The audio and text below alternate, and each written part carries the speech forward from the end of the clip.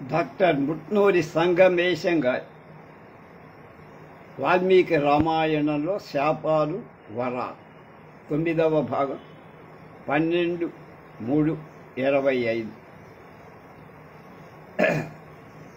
20వ శాపం గురించి చెప్తున్నారు. దశరథుడు కైకా భరతులకిచ్చిన అయోధ్యకాండలో 42వ సరి.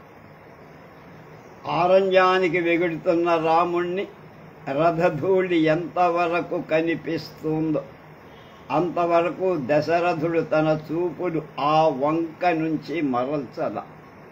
తరువాత అతడు అత్యంత దుఃఖితుడై విషాద భారంతో మూర్ఛపోయాడు. ఆ సమయంలో అతడికి చేయూతను ఇచ్చి తోడ్పడటానికి కౌసల్య కుడి ప్రక్క, కైక ఎడమ ప్రక్క పట్టుకొని నిలబడి కళ్ళు తెరచిన రాజు కైకేయిని చూసి వ్యధాభరితుడై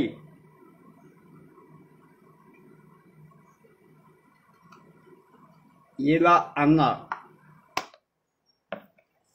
కైకేయి మామకాంగాని మా సాక్షి పాపనిశ్చయ నహి త్వాం ద్రష్టుమిచ్చామి న భార్యా న చ బాంధవి ఏ చ త్వామనుజీవంతి నాహం తేషాం న తే మమ కేవలార్థపరాం హి త్వాం శక్త ధర్మాంఛజామ్యహం అన్నాడు. ఆ తర్వాత ఆగృహణాం యచ్చతే పాణిమగ్నిం పర్యణయం చ యత్ అనుజానామి తత్సర్వం అస్మిన్ లోకే పరత్ర చ భరతశ్చేత్ ప్రతీతః స్యాద్రాజ్యం ప్రాప్యైతదవ్యయం యన్మే న దద్యాత్ పితరర్థం మాం తద్దత్తమాగమత్. ఒసే పాపి దుష్టబుద్ధి కైకే, నువ్వు నా శరీరాన్ని ముట్టుకోవద్దు. నిన్ను చూడాలనే కోరిక కూడా నాకు లేదు. నువ్వు నా భార్యవు కావు, బంధువు కూడా కావు.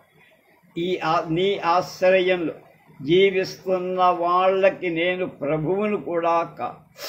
నాకు సరిపరిజనులు కారు. నువ్వు కేవలం ధనం కోరిన దానివై ధర్మం వదిలిపెట్టా. అయితే నేను నిన్ను విడిచిపెట్టేస్తాను. నేను నీ పాణిగ్రహణం చేసి అగ్ని ప్రదక్షిణాలు చేసి నెలకొల్పిన బంధమంతా ఈ లోకం వరకే కాదు, ఇటుపైన ఇక్కడ కానీ పరలోకంలో కానీ నాకు ఆ సంబంధం అక్కర్లేదు, వదిలిపెట్టేస్తున్నా. నీ కొడుకు భరతుడు నిర్విఘ్నంగా ఇక ఈ రాజ్యంలో ఉండి సంతోషిస్తావా? అతడు నాకు శ్రాద్ధక్రియలు చేసి పిండోదకాలు విడవటానికి వీల్లేదు. అవి నాకు చేసినా నాకు చెందవు అన్నాడు. దశరథుడి ఈ మాటలు వాల్మీకి శాపాల్లాగా పేర్కొనల, కానీ అవి శాపవచనాలు. మహాదేవుడి ఆజ్ఞపై స్వర్గం నుండి విమానం మీద వచ్చి రామలక్ష్మణులను కలిసిన దశరథుడితో రాముడు పలికిన మాటలలో ఇవి శాపాలని చెప్పారు. యుద్ధకాండలో 119వ సర్గలో కురు ప్రసాదం ధర్మజ్ఞా కైకేయ్యా భరతస్య చ సపుత్రాం త్వాం త్యజామీతి యదుక్తా కేకయా త్వయ న శాపః స శాపః కేకయీం ఘోరః సపుత్రా న స్పృశేత్ ప్రభు. ధర్మజ్ఞుడైనటువంటి ప్రభు దశరథ మహారాజ్ కైకేయి భరతుల ఎడల ప్రసన్నుడు అవు. వాళ్ళని కరుణించు. నిన్ను పుత్ర సహితంగా విడిచిపెట్టుతున్నానని కైకేయికిచ్చిన మీ శాపం వాళ్ళకి చెందకుండా ఉండుగా. దశరథుడు ఈ ప్రార్థనని అప్పుడు ఒప్పుకున్నాడు. ఈ శాపం నియమాంచితం. 21 ముని కుమారుడు దశరథుణ్ణి శపించటం. అయోధ్యకాండ 63వ సర్గం. సీతాలక్ష్మణ సహితుడై రాముడు అరణ్యానికి వెళ్ళిన తరువాత దుఃఖపీడితుడైన దశరథుడు కౌసల్యతో తన పూర్వ జీవితంలో వృత్తాంతం ఒకటి ఈ విధంగా చెప్పటం ప్రారంభించి, వృద్ధులైన తన తల్లిదండ్రులకు నీళ్లు తెస్తున్నటువంటి ముని కుమారుడు నదీ తటానికి వచ్చాడు. నీటిలో కొండ ముంచుతున్నప్పుడు పుట్టిన శబ్దాన్ని విని దశరథుడు అక్కడికి ఏదో ఏనుగు వచ్చిందనుకొని తొండంతో నీళ్లు తాగుతోందని భావించి ఆ శబ్దాలను లక్షించి అతనికి దూరశ్రవణం ఉంది, దాన్ని లక్షించి అతడు వెంటనే బాణం వదిలా. అది ఆ ముని కుమారుడికి తగిలి ప్రాణాంతకమై వేదన కలిగించి అతని ఆర్తస్వరం విన్న దశరథుడు వెంటనే దగ్గరికి వెళ్ళి ముని కుమారుడు నేల మీద పడి గిలగిలా కొట్టుకుంటున్నాడు. అతడు ఈ విధంగా రాజును చూసి అన్నాడు, నా తల్లిదండ్రులు ఆకలితో ఎంతగానో నా కోసం ఎదురు చూస్తూ ఉంటారు.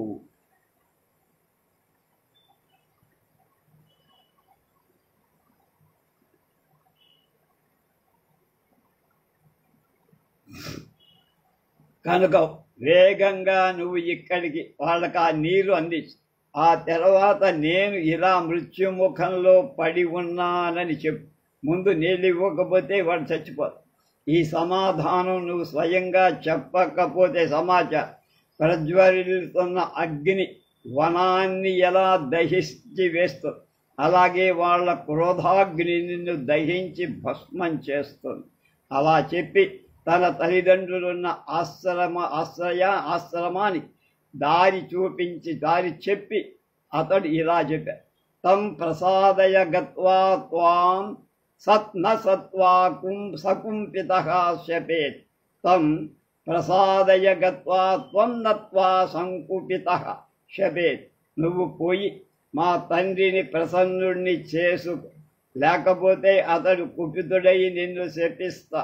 అలా చెప్పిన తరువాత దశరథుడు ఆ కుమారుడి శరీరాన్ని గుచ్చుకున్న బాణాన్ని బయటికి తీసి కొద్ది సమయంలో ఆ ముని కుమారుడు ప్రాణాలు వదిలేసి.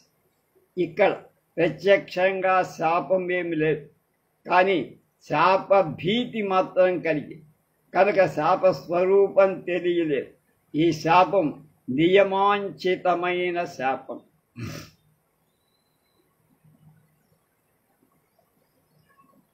22 శ్రవణ ముని దశరథ మహారాజుకు ఇచ్చిన శాపం. అయోధ్యాకాండ 64. దశరథుడు కౌసల్యతోనే ముని కుమారుడి వధ అనంతర వృత్తాంతాన్ని చెబుతున్నాడు. ముని కుమారుడి వచనాలపై దశరథుడు అతని తల్లిదండ్రులున్న ఆశ్రమం దగ్గరికి వెళ్ళి చాలా దుఃఖంతో అతడు వాళ్ళకి జరిగిందంతా చెప్పి వినిపించాడు. తమ ఏకైక పుత్రుడి మరణ వార్త విని ఆ వృద్ధులు మూర్ఛ పొందారు. తర్వాత మహా తేజస్వి అయిన ఆ ముని రాజుతో ఇలా అన్నాడు, రాజా, నువ్వు చేసిన ఈ పాప కృత్యం నువ్వే వచ్చి నాకు తెలియక చెప్పకపోయి ఉంటే నీ శరం ఈ పాటికి 1000 ముక్కలై ఉండేది. క్షత్రియుడు తెలియక అందులో వానప్రస్థులను వధిస్తే అతడు వజ్రధారి అయిన ఇంద్రుడైనా సరే స్థానభ్రష్టుడైపోవటం కాదు. తపోవ్రతంలో ఉన్న బ్రహ్మచారి అయిన ముడిపై బాణాన్ని ఎరిగి ప్రయోగించిన వాడి తల 7 ముక్కలైపో. కానీ నువ్వు ఎరగకుండా ఈ పాప కృత్యం ఆచరించావు, ఏనుగనుకొని కొట్టావు. కనుకనే నీవింకా జీవించి ఉన్నావు. గ్రహించు, తెలిసి చేసిన ఈ పాటికి నీ రఘువంశం మొత్తం నాశనమయ్యుండే. నీ ఒక్కడవే కాదు. ఆ తర్వాత తిరిగి అతడు ఇలా మా ఇద్దరిని మా కుమారుడు పడి ఉన్న చోటికి తీసుకువెళ్ళి. దశరథుడు అలా చెయ్యగా కుమారుడి శరీర స్పర్శ చేసి ఆ ముని దారుణంగా విలపించాడు. అతని గుణగుణాలు తలచి కరుణాభరితంగా శోకించాడు. తర్వాత పత్ని సహితంగా అతడు ముని కుమారుడికి జలాంజలి ఘటించి దశరథుడికి నమస్కరించి ఇలా అన్నాడు: రాజా, నువ్వు నన్ను కూడా నేడు చంపివేయి. నాకున్నది ఈ ఒక్క కొడుకు. వాణ్ణి బాణంతో కొట్టి నువ్వు నన్ను పుత్రహీనుణ్ణి చేశావు. ఇప్పుడు నాకు మరణం కష్టమేం కాదు. నువ్వు ఎరగక నా పుత్రుణ్ణి చంపావు కనుక నేను నీకు అత్యంత భయానక దుఃఖదాయమైనటువంటి ఒక శాపాన్ని ఇస్తున్నా. పుత్ర వ్యసజనం దుఃఖం యదేతన్మమ సాంప్రత్ ఏవం త్వం పుత్రశోకేన రాజన్ కాలం కరిష్యసి అజ్ఞానాత్తు నహతో యస్మాత్ క్షత్రియేణ త్వయా మునిః తస్మాత్ త్వాం నావిచ్చాసు బ్రహ్మహత్యా నరాధిప్ శ్యామ ప్యేతాదృశో భావః క్షిప్రమేవ గమిష్యతి జీవితాంతకరో భోరో దాతారమివ దక్షిణాం. ఏవం శాపం మయిన్యస్య విలప్య కరుణం బహు చితామారోప్య దేహం తన్మిథునం స్వర్గమభ్యయాత్. రాజా, నాకు ఈ సమయంలో ఎలాంటి పుత్ర వియోగ కష్టం కలిగిందో అలాంటిదే నీకు కలుగు. నువ్వు కూడా పుత్ర శోకం చేత కాలపాశ వసుడవు అవు. క్షత్రియుడవై తెలియ నువ్వు వైశ్య జాతి వాడైన ఈ ముని కుమారుణ్ణి వధించ. అందువల్ల వెంటనే నీకు బ్రహ్మహత్యా పాపం అంటుకో. కాని వెంటనే నీకిలాంటి ప్రాణాంతక కారిణి అయిన ఒక స్థితి ఏర్పడు. దక్షిణ ఇచ్చిన దాత తదనురూపమైన ఫలములాగా నీకు అది ప్రాప్తము. అలా శపించి చిరకాలం విలపించి ఆ వృద్ధ దంపతు చితాగ్నిలో పడి స్వర్గానికి వెళ్ళి. దశరథుడు అజ్ఞానం చేత ముని కుమారుణ్ణి వధించాడు. అందువల్ల శాపం కొంత సౌమ్య రూపంలో, కానీ తెలిసి ఈ ఘోరం చేస్తే శాపం ఎంత ఘోరంగా ఉండేదో మనకి ఆ మాటల వల్ల అర్థము. తర్వాత 23 భరతుడు తల్లి కైకేయికి ఇచ్చినటువంటి శాపం. అయోధ్యకాండ 74వ సర్గ. భరతుడు కైకేయిని నిందిస్తున్నాడు. తిరిగొచ్చిన తర్వాత మామగాని కైకేయి దశరథుడి వరములు అడిగి రాముణ్ణి అడవికి పంపింది. ప్రియపుత్రుని వియోగం చేత అత్యంత శోకాకుల మానసుడై దశరథుడు ప్రాణాలు బలి. ఈ విషయమంతా తెలిసి దశరథుడు చాలా దుఃఖపడి కైకేయి ఈ విపత్తికంతటికి కారణమని తెలిసి అతడు మరింతగా శోకాకులుడై, నీ మూలంగా మా తండ్రి చనిపోయాడు, శ్రీరాముడికి అరణ్యవాసం ప్రాప్తించి నాకు ఈ లోకంలో అపకీర్తి తెచ్చిపెట్టావు. నువ్వు మాతృ రూపంలో ఉన్న నా శత్రువు అయిపోయావు. కులఘాతివి అయినటువంటి రాక్షసివయ్యావు. నీవు ధర్మాత్ముడు ధీశాలి అయిన అశ్వపతి కుమార్తెవు కావు అని ఏకపుత్ర పతి అయిన కౌసల్యకు దాపురించిన పుత్ర వియోగ దుఃఖాన్ని గురించి చెబుతూ భరతుడు కైక కామధేనువు కథ వినిపించి ఆమెనెంతగానో నిందించి, పైగా నువ్వు మండుతున్న అగ్నిలో ఉరుకు లేదా స్వయంగా దండకావనాన్ని వెళ్ళు, లేదా కంఠానికి ఉరి పోసుకొని చావు అని కూడా అన్నారు. భ్రూణహత్యామసి ప్రాప్త కులస్యాస్య వినాశన కైకేయి నరకం గచ్చామాచ తాత సలోకతాం. కులనాశనం చేసి నువ్వు భ్రూణహత్యా పాపం కూడా నెత్తికి ఎత్తుకున్నావు. నువ్వు నరకానికి వెళ్ళి మా తండ్రి గారు పొందిన లోకం నీకెప్పటికీ కూడా నువ్వు చేరటానికి వీల్లేదు. ఆయన స్వర్గానికి వెళ్తాడు, నువ్వు నరకానికి. ఏకపుత్రా చ సాధ్వీ చ వివచ్ఛేయం వినచ్ఛేయం త్వయా కృత తస్మాత్ త్వం సతతం దుఃఖం ప్రేచ్యచేహ చ లక్ష్యసే.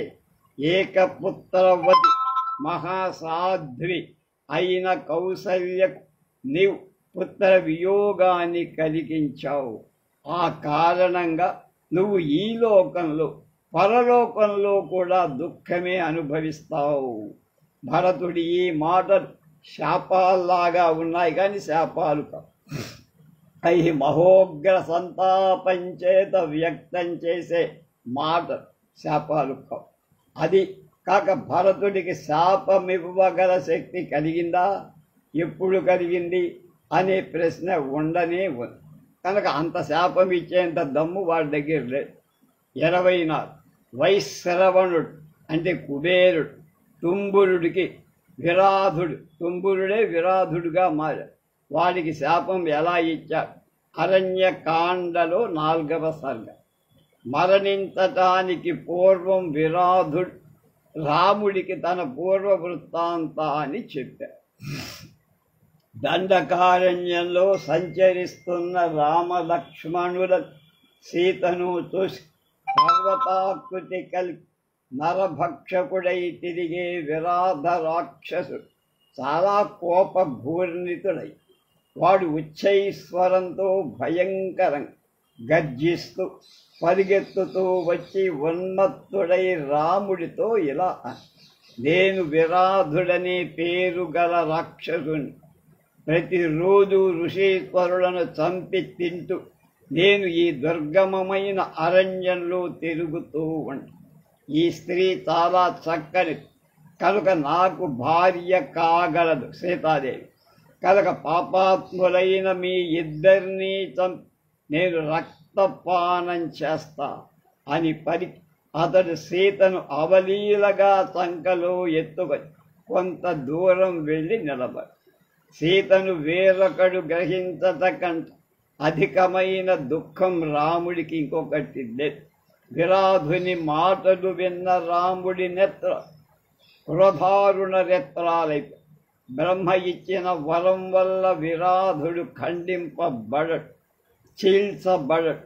వాడు రామలక్ష్మణుల పరిచయం అడిగి తెలుసుకున్న తరువాత కూడా శూలహస్తుడై వారిని ఎదిరించాడు. రాముడు 2 బాణాలతో వాడి శూలాలను ఖండించాడు. అలాగే తర్వాత రామలక్ష్మణుల బాణాలచే అత్యధికంగా పీడింపబడి వాడు ఆ ఇద్దరినీ తన భుజాల మీద నిలుపుకొని ఇంకొక చోటికి పారిపోయి, అది చూసిన సీత చాలా భయక్రాంతై ఆక్రోశించి రామలక్ష్మణులు ఆ రాక్షసుని 2 బాహువులు ఖండించి, అంటే 2 చేతులు.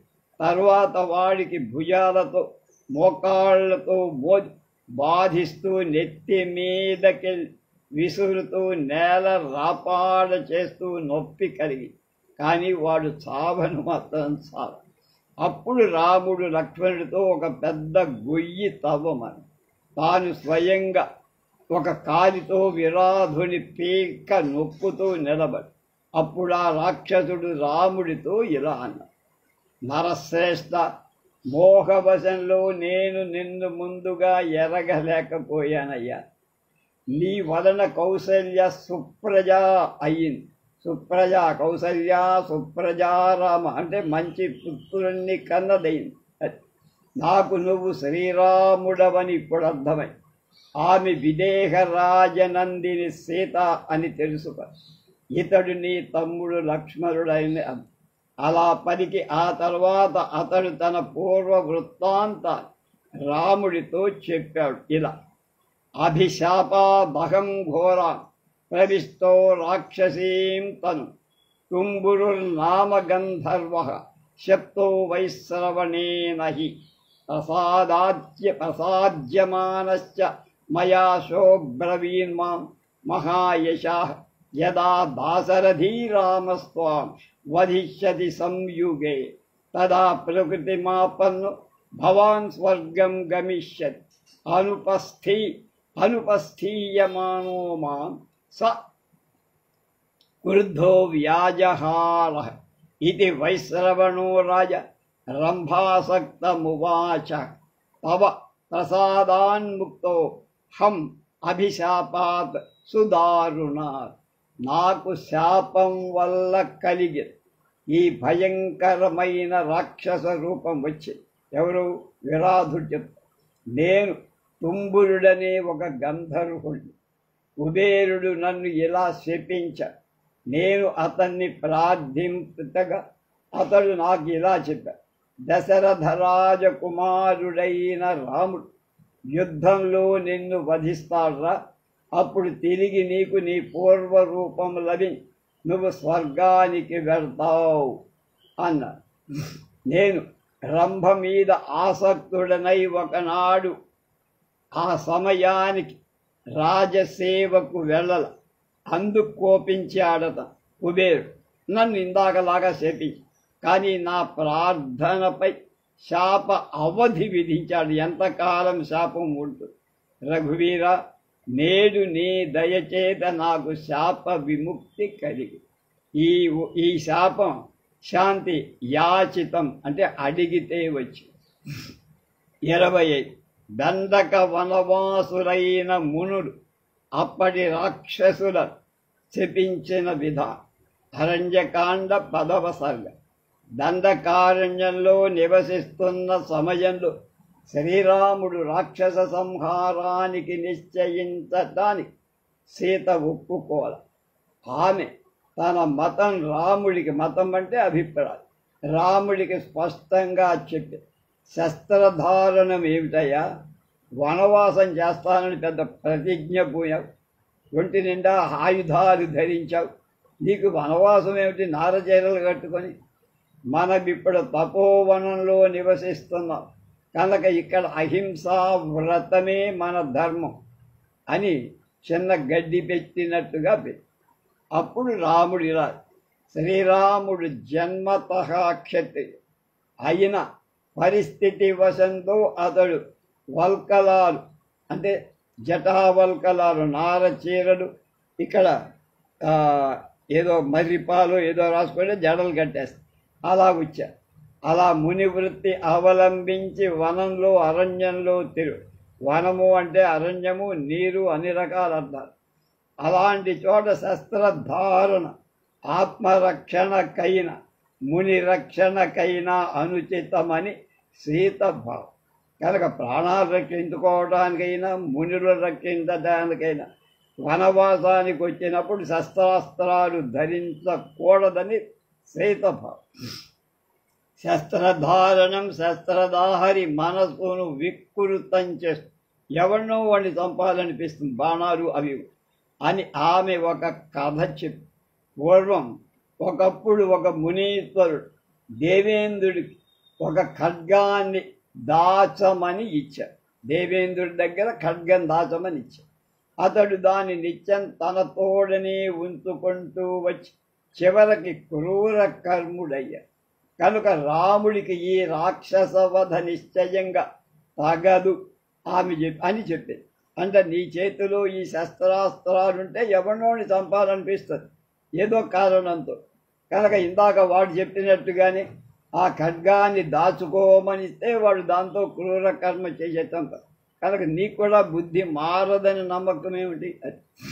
అంతా విని రాముడిలా, క్షత్రియుల కులధర్మం ఎరిగి నువ్వు చెప్పిందంతా నా మంచి కోసమే అనటంలో తప్పేమిది.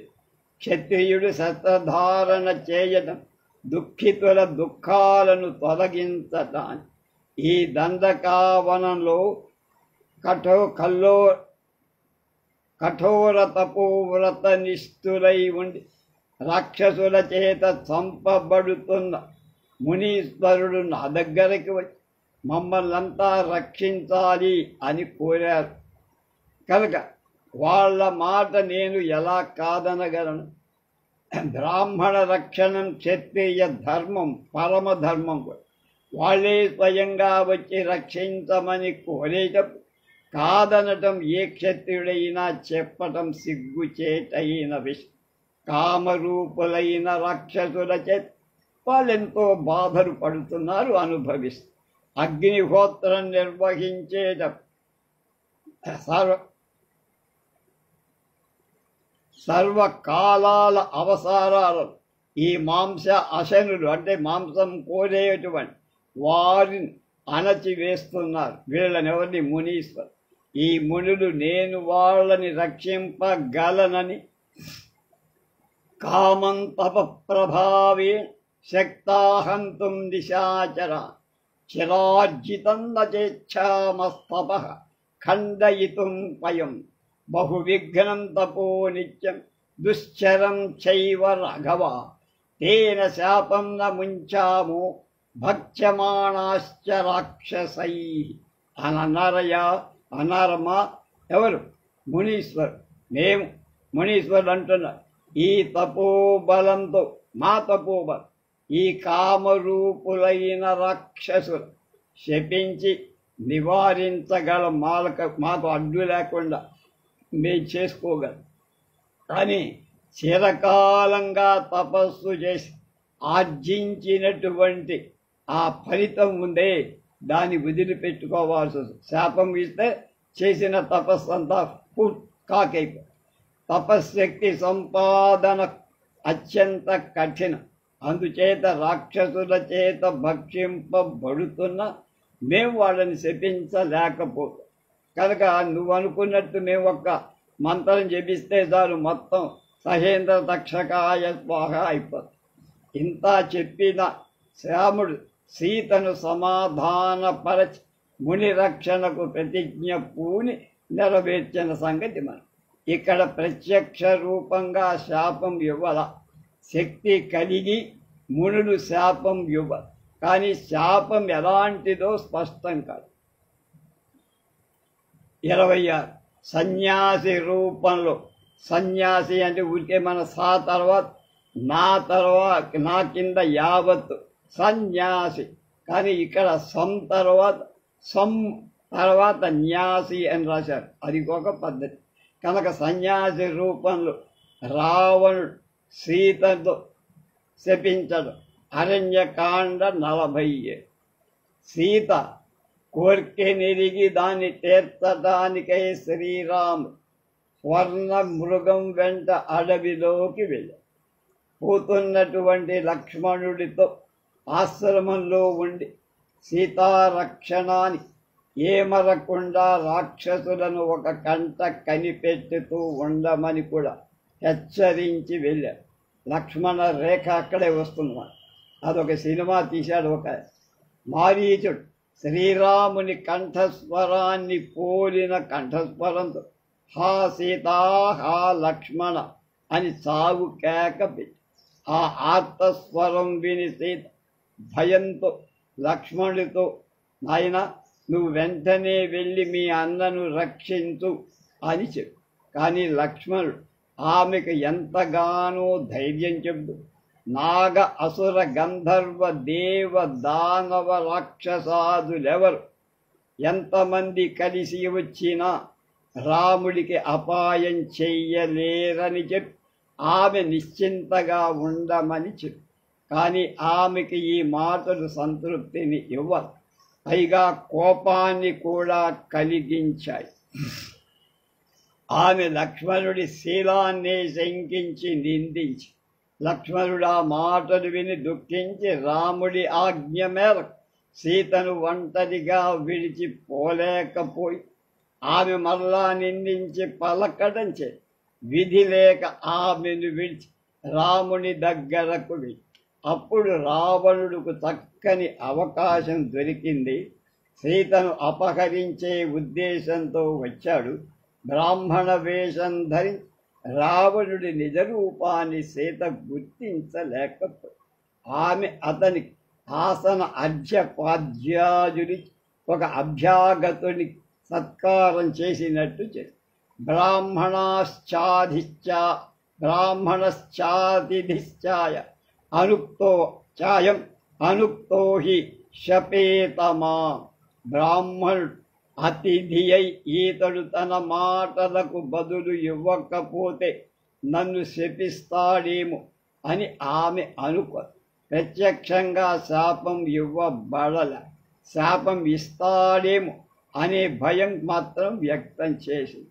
కనుక ఈ శాప స్వరూపం ఎలా ఉండేదో ఉంటుందో మనకు ఇవ్వలేదు. కనుక 27 శ్రీరాముడు ప్రసవణగిరి గోదావరి వాటికి శాపం ఇవ్వడం.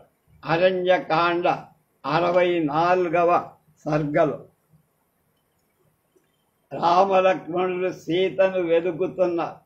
వాళ్ళకి ఆ మార్గంలో ఎన్నో నదులు, వనాలు, పర్వతాలు ఎదురై గోదావరి నదిని సీత ఎక్కడుంది అని అడిగారు.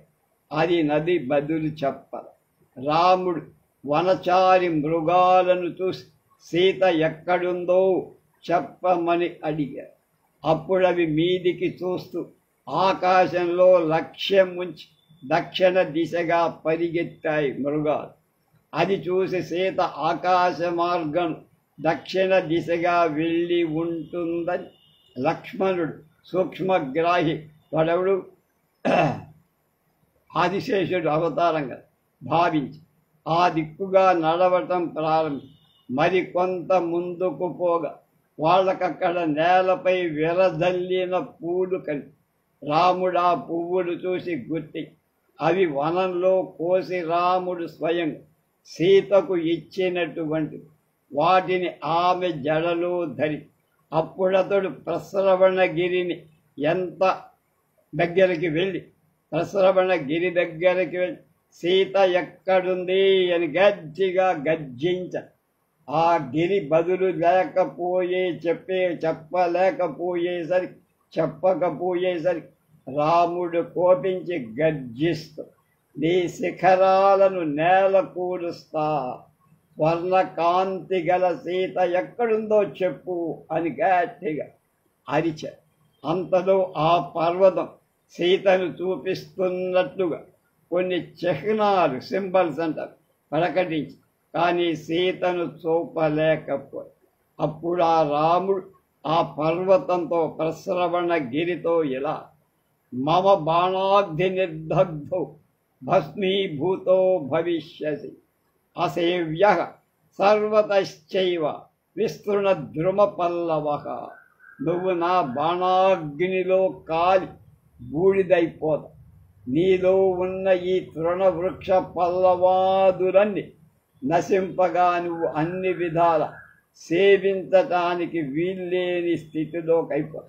ఆ తర్వాత అతడు లక్ష్మణుడితో ఇలా ఇమాం నా సరితం చార్య శోషయిష్యామి లక్ష్మణ యది నాఖ్యాతి మే సీతాం అద్య చంద్ర నిభానన.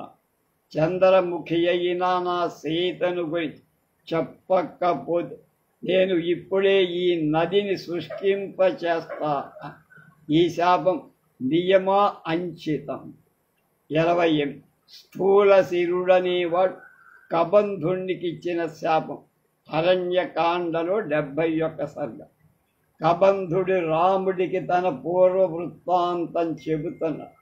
సూర్య చంద్ర దేవేంద్రాదుల శరీరాలు ఎంత తేజోవంతంగా ఉంటుందో నా శరీరం అంత తేజోవంతంగా ఉండేది పోడు.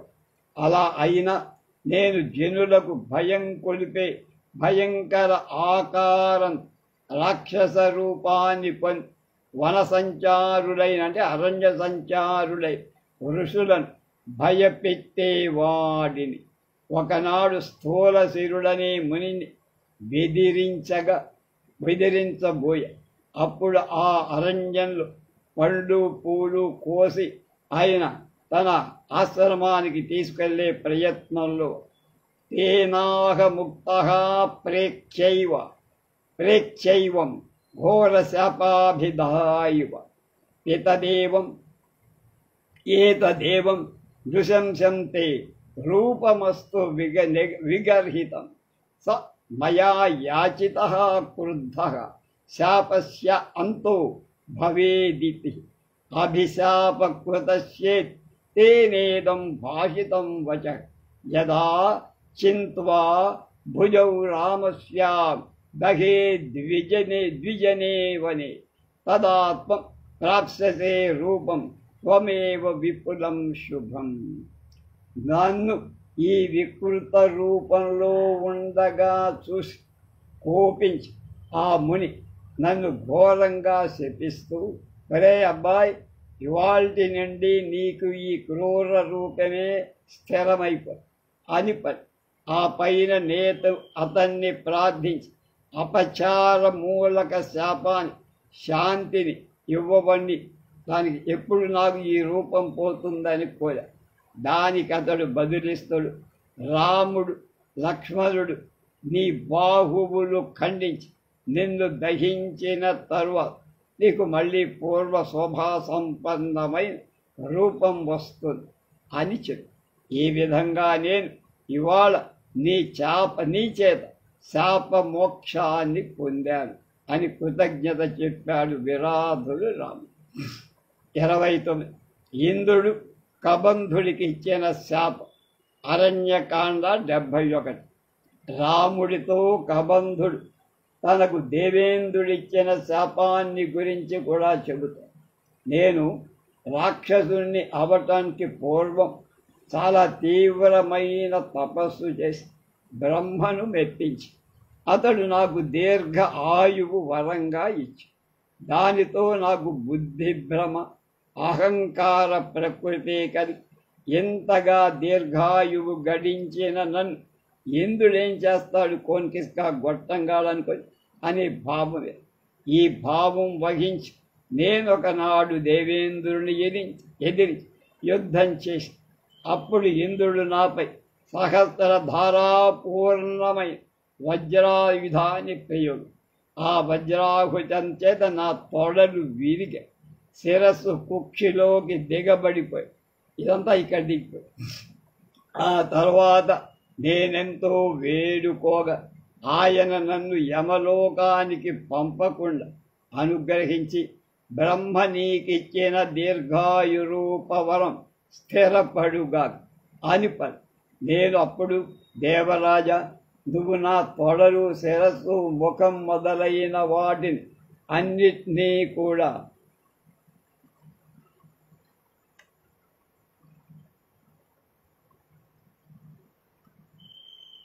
ఛేదించావు. ఇక నేను ఆహారం ఎలా తీసుకోవయ్యా? నిరాహారిగా దీర్ఘకాలం ఎలా జీవించమంటావు అంటే అప్పుడు శక్రో మే బహూయోజనమాయత్ తదా తాస్యం చ మే కుక్షౌ తీక్ష్ణ దంశ్రమకల్పయ సోహం భుజాభ్యాం దీర్ఘాభ్యాం సంక్షిప్యాస్మిన్ వనేచరాన్ సింహద్విపమృగవ్యాఘ్రాన్ భక్షయామి సమంతతః సతు మాం అబ్రవీరింద్రో యదా రామః స లక్ష్మణః తెచ్యతే సమరే బహూ తదా స్వర్గం గమిష్యసి. కనుక 13 నుంచి 16వ శ్లోకం. ఇంద్రుడు నా భుజాలను యోజనం బారుగా పొడవుగా చేసి నా కడుపుతో తీక్ష్ణ దంష్ట్రాయుధమైన ఒక నేర్పు ఏర్పరిచాడు. అలా విశాల బాహువునై నేను వనచారులైన సింహ వ్యాఘ్రాది మృగాలను పట్టి భుజిస్తాను. ఎంత దూరమైనా చాచగలడు ఆ చేతు కబంధుడు. కనుక ఇంద్రుడు నాతో రామలక్ష్మణుడు నీ భుజాన్ని ఎప్పుడు ఖండిస్తారు అప్పుడు నువ్వు మళ్ళీ స్వర్గానికి చేరుకోగల అని శాప అనుగ్రహం కూడా ఇచ్చి నేను ఇక్కడ పడి ఉండి వనంలో కనిపించిన వాటన్ని తినటం ప్రారంభించి ఇంద్రుడు ముని చెప్పిన మాటల వల్ల నేను శ్రీరాముడిని తప్పగా తెలుసుకోగలను అనే విశ్వాసంతో ఇప్పుడు నువ్వు రాముడవని తెలిసి చాలా సంతోషిస్తు. అలా చెప్పి అతడు సూర్యాస్తమయానికి ముందుగా తన శరీరాన్ని దహించి శాస్త్రీయ విధి అనుసరించి సంస్కరించమని, అలా అయితే తనకు తన పూర్వస్వరూపం తిరిగి లభించగలదని రామలక్ష్మణుడి బతిమ. దహన సంస్కారమైన తర్వాత నా పూర్వరూపం పొంది నేను మీకు ఒక మంచి మిత్రుడిని తెలియచేస్తాను. అతడు మీకు సహాయకారి అవుతా. నేను మీ చేత తప్ప మరొకరి చేత చంపబడను కనుక నన్ను చంపి ఉద్ధరించండి అని రాముని వేడు. ఇంద్రుడు కబంధుని శరీరాన్ని వికృతం చేశాడు. అది ప్రహార ఫలిత, వజ్రాయుధంతో కొట్టిన దెబ్బ పని, శాప ఫలం కాదు. కనుక దీనికి శాపం అనరాదు. ఇంద్రుడి శాపవచనాలు తెలియవు, కానీ శాపమోక్షం మాత్రం స్పష్టంగా చెప్పారు. 30 ధనువు అనేవాడు ఇచ్చిన ధనువుకి ఎవరో ఇచ్చారు శాపం. ఏమిచ్చారో ఎలా ఇచ్చారో తెలియదంటున్నారు. కిష్కింధకాండలో 4వ సర్గం. రామలక్ష్మణులను కలిసిన తరువాత హనుమంతుడికి వారి సహాయంతో సుగ్రీవుడికి రాజ్యప్రాప్తి అవుతుందని విశ్వాసం కలిగి వాళ్లతో చెలిమి చేయటం సముచితమని భావించి అతడు రాముడితో తమ్ముడితో కలిసి ఈ దుర్గమ అరణ్యంలో క్రూర మృగాలు తిరిగే చోట ఏ కారణంతో మీరు తిరుగుతున్నారని అడిగితే రాముడు అతనికి లక్ష్మణుడి చేత బదులు లక్ష్మణుడు చెప్పారు, మేము మహాప్రతాపుడైన దశరథరాజు కుమారుడు ధర్మ అనుగాములమై ఇక్కడ తిరుగుతాం అని చెప్పి తర్వాత హనుమంతుడితో అతడు రాముడికి వనవాస కారణం మొదలైన అన్ని విషయాలు వృత్తాంతాన్ని వినిపించాడు. వనవాసం దగ్గర నుంచి అంత తిరిగి అతడు మా అన్నగారి భార్యను ఒకడు కామరూపి అయిన రాక్షసుడు అపహరించాడు. ఆ రాక్షసుడు ఎవరని కాదు, అతడు ఎక్కడ ఉంటాడో కాదు మాకు స్పష్టంగా తెలియదు. మేము సీతను వెతుకుతూ ఇక్కడికి వచ్చి ధనుర్నామదితే పుత్ర శాపాద్రాక్షసతాం గత ఆఖ్యాతస్థేన సుగ్రీవో సమర్థో వానరాధిప జ్ఞాస్యతి మహావీర్యస్తవ భార్యాపహారిణ ఏవముక్త్వా ధనుః స్వర్గం రాజమానో దివంగత. ధనువు అనే దైతేయుడు రాక్షసు ఒకడు శాపకారణంలో దైత్యుడు రాక్షసుడు వల్ల వాళ్ళలో డిఫరెన్స్. వాడు రాక్షసుడై అతడు సుగ్రీవుని పేరు చెప్పి అతడు సమర్థుడైన వీరుడని అతని వల్ల సీతాపహర్త అయిన రాక్షసుని గుర్తింపవచ్చు అని చెప్పారు. ఈ విషయం మాకు తెలియజేయమని ధనువు దివ్య తేజోవంతుడై స్వర్గానికి వెళ్ళ అని లక్ష్మణుడు చెప్పారు. ఇక్కడ శాపం ఎవరిచ్చారు, ఎందుకు ఇచ్చారు, శాప స్వరూపం ఏమిటి, ఆ విషయాలు ఇక్కడ ఏం స్పష్టంగా లేవు. కేవలం శాపం మాత్రమే చెప్పు. తర్వాత 31 మతంగ ముని వానరులను ఇలా శపించారు. కిష్కింధాకాండ 11వ సర్గం. వరాలు గడించి మదోన్మత్తుడైన దుందుభి అనే రాక్షసుడిని తన బలంపై విశేషమైన గర్వం పెరిగింది. వాడు కైలాసమంత ఎత్తైన శరీరంగా 1000 ఏనుగుల బలం. వాడు తాను అజేయుణ్ణి నన్నెవడు చంపలేడనుకుడు. అలా అనుకొని వాడు సరిత్వపతి అయిన సముద్రుడి యుద్ధానికి పిలిచి సముద్రునితో యుద్ధం చెయ్యాలనిపించింది వాడు. సముద్రుడు తన అసమర్థత చెప్పి పర్వతరాజు హిమవంతుడు నీతో యుద్ధం చెయ్యగలరా, మీ ఇద్దరు సమాన ఉజ్జులు, వెళ్ళు ఆయన అడుగు అన్నాడు.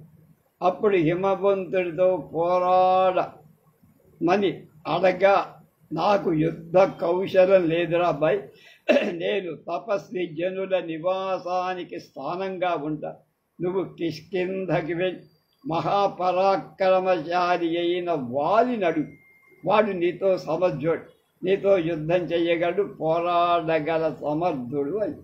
అది విని దుందుభి కిష్కింధ ద్వారం దగ్గర నిలబడి ఘోరంగా గర్జించాడు.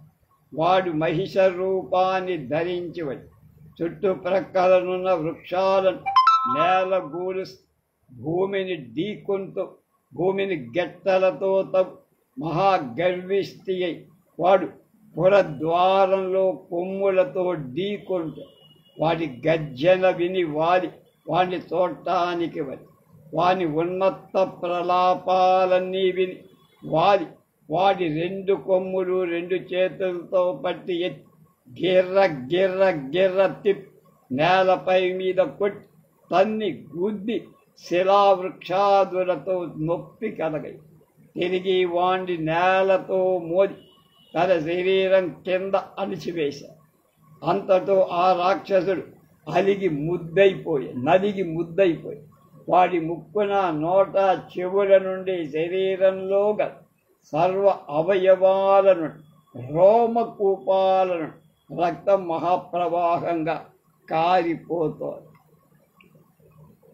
చివరకు వాడు చనిపోగా వాడి శరీరాన్ని అంటే శవాన్ని పైకెత్తి ఒక యోజనం దూరం విసిరవతల అలా విసరగా రాక్షసుడి రక్త బిందువులు గాలిలో ఎగిరి మతంగ మునీశ్వరుని ఆశ్రమంలో పడ్డాడు. ముని బయటికి వచ్చి చూడగా అతనికి పర్వతాకారుడై మహిష రూపంలో చచ్చిపడి ఉన్న రాక్షసుడిని కనిపించాడు. తపోబలంలో సమస్తం తెలుసుకొని ఆ ముని ఇది వాలి అకృత్యమని గ్రహించి ఈ విధంగా శపి ఇహ తేనా ప్రవిష్టస్య వధో భవేత్ వనం మత్సంశ్రయం ఏన దూషితం రుధిరస్రవైః క్షిపతా పాదపాశ్చేమే సంభగ్నాశ్చాసురీం తను సమంత ఆశ్రమం పూర్ణ యోజనం మామకం యది ఆగమిష్యతి దుర్బుద్ధి వ్యక్తం స న భవిష్యతి ఏ చాస్య సచివాః కేచిత్ సంస్థితా మామకం వద నచ తైరిహ సస్తవ్యం నచ తై ఇహ వస్తవ్యం శ్రుత్వా యాంతు యథా సుఖం తేపి వా యది తిష్టంతే శపిష్యేతానపి ధ్రువ వనేస్మిన్ మామకే నిత్యం పుత్రవత్ పరిరక్షితే పత్ర అంకుశ వినాశాయ ఫలమూలాభవాయ చ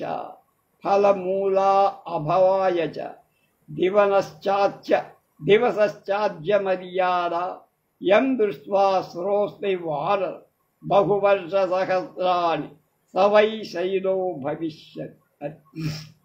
నా నివాస స్థానమై ఈ ఆశ్రమాల్లో రక్త బిందువులు చలి అపవిత్రం చేసిన వాడెవడు అతడు ఈ వనానికి రాకూడదు. వస్తే తక్షణమే చచ్చిపో. ఈ రాక్షస కళేబరాన్ని ఇక్కడకు విసిరి ఈ చెట్లను ఇలా నాశనం చేసిన ఈ దుర్బుద్ధి ఈ ఆశ్రమం చుట్టూ 1 యోజనం మేర వరకు నేలపై కాలు కూడా పెట్టకూడదు.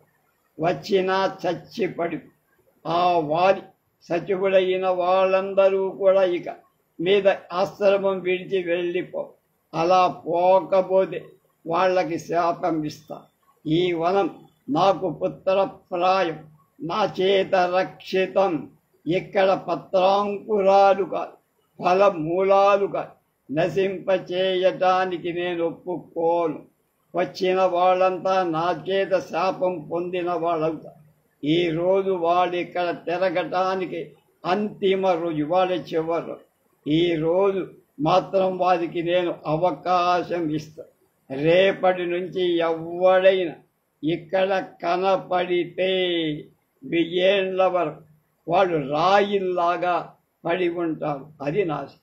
ఈ శాపం విని వాలి మతంగుడి దగ్గరికి వెళ్ళి క్షమాభిక్ష వేద. కానీ ఆ ముని చెల్లించాలి. ఆ కారణంలో వాలి ఈ ఋష్యమూక పర్వత ప్రాంతానికి రాడు. సుగ్రీవుడు అందునే అక్కడ కూర్చున్నాడు. హాయి కిష్కింధాకాండ 40. సుగ్రీవుని చంపడానికై వాలి ఎన్నటికీ సుగ్రీవుడు ఆత్మరక్షణార్థం 4 దిక్కులకు పరిగెత్తి ఆశ్రయం కోసం వెదిక. హిమాలయం, మేరు పర్వతం, ఉత్తర సముద్రానికి వెళ్ళిన వాలి వాణ్ణి వెన్నాడాడు, అంటే వెంట వెళ్ళాడు. సుగ్రీవుడు అశరణ్యమేదో తెలియక ఉద్విగ్నుడై ఉండగా హనుమంతుడు అతనికి మతంగుడు వాలికి చెప్చిన శాపం గుర్తు పేశాడు. ఇదానీం మే కృతం రాజన్ యథా వాలి హరీశ్వర. హరి అంటే ఈ కోతను. మతంగేన తదా శప్తో యస్మిన్ ఆశ్రమమండ ప్రవిశేజ్జరి వై వాలి మూర్ధాస్య శతధా భవే తత్తర వాసః సుఖోస్మాకం నిరుద్విగ్నో భవిష్యత్. రాజా, నాకిప్పుడు వెనకటి సంఘటన జ్ఞాపకం వస్తోంది. సుగ్రీవ, మతంగుడు వారిని శపిస్తూ అతడు ఈ ప్రాంతానికి వస్తే తల 100 ముక్కలైపోతుంది, మరణిస్తాడని శాపం. కనుక మతంగాశ్రమంలో నివసించడం మనకు చాలా శ్రేయస్కరం. ఇది మొదలు సుగ్రీవుడు ఋష్యమూక పర్వతంపై నిష్భయంగా నివసించడం. ఈ శాపం నియమాంచితం. నియమం ఉల్లంఘిస్తే మాత్రమే శాప ప్రభావం చూపుతుంది, లేకపోతే 32. కండు ముని. కండు అనే ముని ఆ వనాన్ని శపించాడు. కిష్కింధాకాండలో 40. తారాంగదాదులతో కలిసి హనుమంతుడు వింధ్య పర్వతం చేరి తారా అంగదులతో కలిసి హనుమంతుడు వింధ్య పర్వతం చేరి అక్కడ గుహలు, అడవులు, పర్వత శిఖరాలు, నదులు, దుర్గమ స్థానాలు, సరస్సులు, మహావృక్షాలు, పొదలు మొదలైన స్థలాలంతటన సీతను వెదికా. కానీ ఫలితం దొరకదు. అక్కడ గల నానావిధ ఫలాలను భుజిస్తూ వాళ్ళందరూ వేరొక చోటికి వెళ్ళి అక్కడ గల చెట్ల పుష్పపత్ర ఫలశూన్యాలు, అక్కడ ఏం కాయట్ల. అక్కడి నదుల్లో నీళ్లు లేవు. అక్కడ మహిష, మృగ, దంతి, వ్యాఘ్రాదులు కానీ పక్షులు కానీ వనచరులైన వాళ్ళెవ్వరూ లేరు. పూర్వం అక్కడ కండు మహర్షి అని ఆయన నివసిస్తూ ఉండేవారు. అతని పుత్రుడు 10 సంవత్సరాల ప్రాయం వాడు చనిపోయి ఋషి కోపించి ఆ వనానికే శాపమిచ్చి తేన ధర్మాత్మనా శప్తం కృచ్ఛినం తత్ర మహద్వనం అనరణ్యం దురాధర్షం మృగపక్షి విభజితం. ధర్మాత్ముడైన ఆ మహర్షి ఆ వనమంతటినీ శపించడం వల్ల అక్కడ పశుపక్షాదుల నివాసానికి యోగ్యత లేక ఆశ్రయహీనమై దుర్గమమై అంటే ప్రవేశించటానికి వీల్లేంది కదా. హనుమదాదులు ఆ ప్రదేశం కూడా శ్రద్ధతో సీతాన్వేషణం చేసి ఆమెను అపహరించిన రావణ్ణి కూడా విరిగి, కానీ ఎక్కడా ఏ ప్రయోజనం లేదు. ఈ వనమేదో పేరు కూడా చెప్పలేదట వాల్మీకి. 33. ఋషి పుంజిక స్థల. ఋషి పుంజిక స్థలకు శాపం ఇవ్వడు. కిష్కింధాకాండ 60. జాంబవంతుడు హనుమంతుడికి తన జన్మ వృత్తాంతాన్ని చెప్తున్నాడు. వానరరాజు కేసరి భార్య అంజన. ఆమె పూర్వ జన్మలలో పుంజిక స్థల అనే అప్సరస్. ఆమె అతిలోక సుందరి, విఖ్యాతాతిషు లోకేషు రూపేణ అప్రతిమాభూ అభిశాపాదభూతాత కవిత్వే కామరు. రూప సౌందర్యంలో భూలోకలు ఎవ్వరూ కూడా ఆమెకు సాటి అయిన వాళ్ళు లే. ఆమె ముల్లోకాలలో అందంలో ఖ్యాతి పడి ఒకసారి ఒక మునిని అవమానించిన కారణం చేత ఆమె అతని శాపానికి వానర జన్మ పొందింది. ఆ వానరరాజు కుంజరుడి పుత్రికై, కానీ కోరిన రూపం ధరింపగల శక్తి మాత్రం కలిగి ఒకసారి ఆమె రూప యవ్వన శోభితయై మానవ స్త్రీ రూపం పర్వత శిఖరంలో విహరిస్తూ అప్పుడు ఆమె అంగ ప్రత్యంగ సౌందర్యానికి ముగ్ధుడై వాయుదేవుడు ఆమెను కౌగలించి ఆమె కలవరపడి పాతివ్రత్యం భగ్నమైందని భావించేంతలో వాయుదేవుడు ఆమెతో ఇలా అని, నేను నీ పాతివ్రత్యాన్ని భంగం చెయ్యను. నేను అవ్యక్త రూపంలో నిన్ను ఆలింగనం చేసి మానసికంగా నిన్ను పొందా. అందువల్ల నీకు బలపరాక్రమ సంపన్నుడు బుద్ధిమంతుడు అయిన పుత్రుడు పుట్టాడు. అతడు ధైర్యశాలి, తేజస్వి, బలవంతుడు, పరాక్రమశాలి అయి నాతో సమానుడే. ఆకాశంలో కూడా విహరించగలడు, సముద్రాన్ని దాటగలడు. హనుమంతా, నీవే ఆ పుత్రుడు అని చెప్పింది. ఇక్కడ పుంజిక స్థలకు శాపమిచ్చిన ఋషి పేరు లేదు. శాప కారణం కూడా స్పష్టంగా, కానీ ఆమె ప్రార్థనపై ఆ ఋషి శాపశాంతి సూచించినట్టు ఆమె స్వేచ్ఛానుసారం వానర మానవ రూపాలు ధరించగలిగినట్టు శ్రీరామ కోశాంతర్గత హనుమాన్ కోశ అనే దానిలో ఇది ఉందట. రేపు 34 లంకినికి శాపం ఎలా జరిగింది సుందరకాండ, దానిలో ప్రవేశిద్దాం రేపటి నుంచి.